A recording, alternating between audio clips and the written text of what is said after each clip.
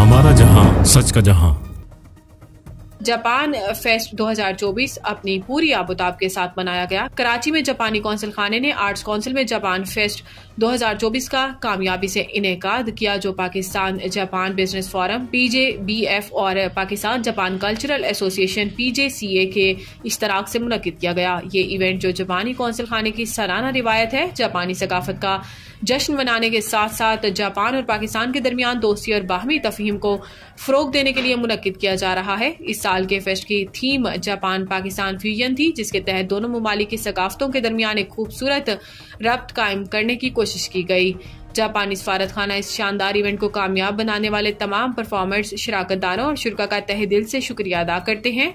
Japan fest 2024 में शिरकत करने का शुक्रिया भी अदा किया।